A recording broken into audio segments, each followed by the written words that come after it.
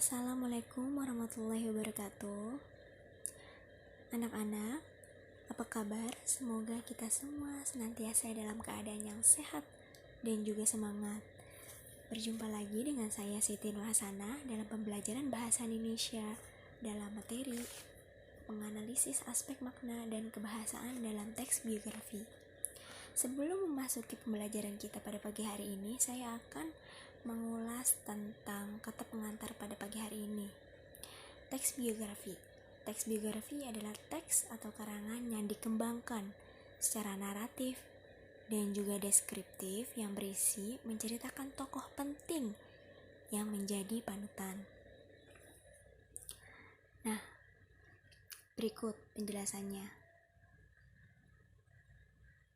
Apa sih yang dimaksud dengan menganalisis aspek makna dan kebahasaan dalam teks biografi?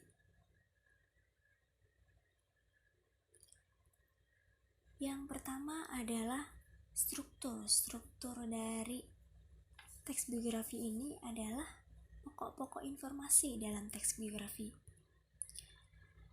Pokok-pokok tersebut meliputi pertama orientasi, yaitu garis besar teks biografi.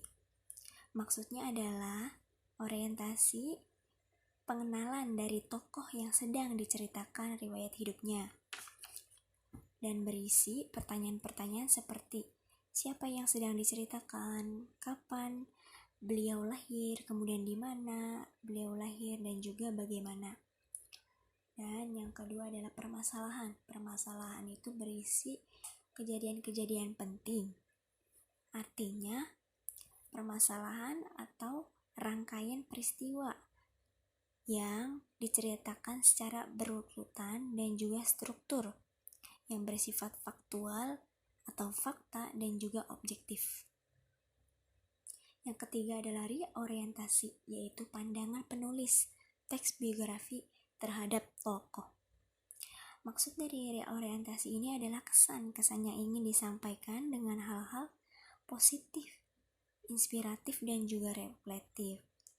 Nah, reorientasi ini adalah gambaran atau penulisan tergantung dari gaya penulis dari pengarang dari teks biografi. Nah, contoh-contohnya sebagai berikut. Kalimat pertama untuk orientasi, kemudian kalimat kedua untuk kejadian-kejadian penting, dan yang ketiga untuk reorientasi. Selanjutnya adalah menemukan pola penyajian karakter unggul tokoh. Dalam menyajikan karakter unggul tokoh, penulis dapat menggunakan cara yang berbeda. Maksudnya, karakter penyajian unggul tokoh ini disampaikan dengan deskriptif atau secara langsung. Artinya, karakter unggul tokoh dituliskan secara langsung atau tidak perlu dianalisis lagi. Contohnya yaitu dalam kalimat B.J. Habibie adalah salah satu tokoh panutan yang menjadi kebanggaan bagi banyak orang di Indonesia. Dalam kalimat ini kita sudah mengetahui bahwa B.J. Habibie adalah salah satu tokoh panutan yang dibanggakan oleh masyarakat di Indonesia. Jadi sebagai pembaca kita tidak perlu menganalisis lagi karakter yang dimiliki oleh tokoh tersebut. Kemudian adalah kaidah kebahasaan dalam teks biografi. Yang pertama, teks biografi ini menggunakan kata ganti pronomina. Contohnya seperti ia, dia, beliau, dan mengandung orang ketiga tunggal. Contoh yang lain seperti Hairul Tanjung, si anak singkong, seperti itu. Kemudian yang kedua banyak menggunakan kata kerja tindakan. Contohnya seperti membaca, belajar, dan juga berjalan. Yang ketiga banyak menggunakan kata adjektiva atau kata sifat. Contohnya seperti jenius, rajin, ulet, dan juga tekun. Kemudian yang keempat adalah banyak menggunakan kata kerja pasif. Artinya seperti diberi, ditugaskan, dipilih. Contoh dari kalimat ini seperti B.J. Habibie dipilih sebagai Wakil Presiden Republik Indonesia. Seperti itu. Kemudian yang kelima adalah banyak menggunakan kata kerja yang berhubungan dengan aktivitas. Maksudnya adalah teks biografi ini banyak menggunakan kata kerja yang berhubungan dengan aktivitas mental. Contohnya seperti menyetujui, menginspirasi, menyukai, dan juga mencintai. Dan yang terakhir adalah banyak menggunakan kata sambung. Contoh dari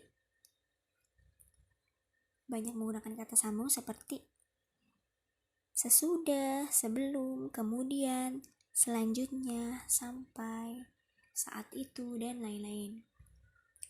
Nah, berikutnya adalah konsep penting. Bagaimana konsep penting yang terdapat di dalam teks biografi? Nah, anak-anak perlu diingat bahwa konsep yang terdapat pada teks biografi adalah mengenai letak hal-hal yang menarik yang dimiliki oleh seorang tokoh.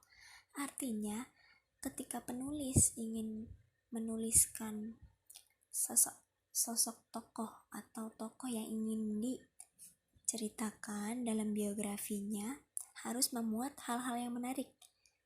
Maksudnya, yang dimiliki, karakter yang dimiliki oleh tokoh yang sedang diceritakan tidak dimiliki oleh tokoh lain.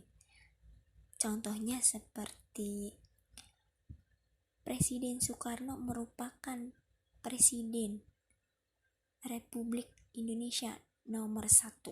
Seperti itu. Kemudian contohnya B.J. Habibie merupakan penemu teori crack pada pesawat.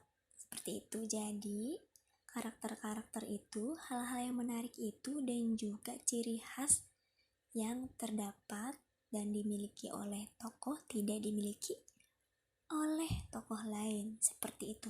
Perlu diingat sekali. Dan ini menunjukkan ciri khas dari teks biografi. Seperti itu anak-anak. Nah, kemudian mari kita membahas soal mengenai teks biografi. Nah, teks biografi ini contohnya seperti teks biografi singkat mengenai Muhammad Hatta atau Bung Hatta. Mari kita bahas dan kita ulas soal-soalnya. Nah, soalnya itu jelaskan analisis makna dan kaidah kebahasaan dari teks biografi di samping dan juga menemukan hal-hal yang menarik dalam teks tersebut. Nah, yang pertama yaitu orientasi.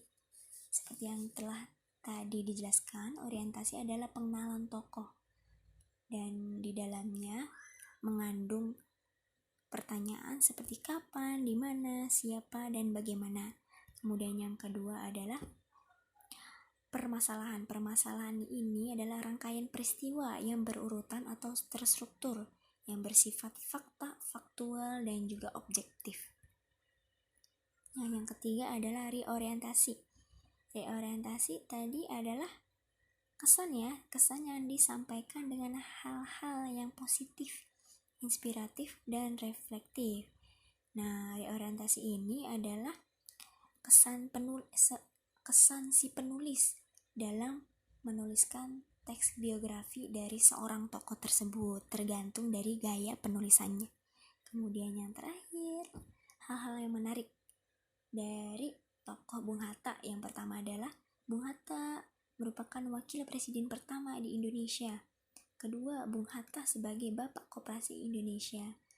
Nah, seperti itu anak-anak. Penjelasan dan juga pembahasan dari teks biografi mengenai makna dan kaidah kebahasaannya.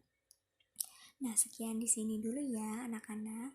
Semoga dapat bermanfaat dan kita semua dapat memperkaya ilmu mengenai teks biografi.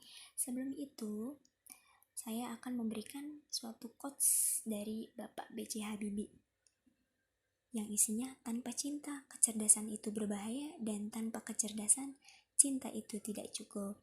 Terima kasih. Wassalamualaikum warahmatullahi wabarakatuh.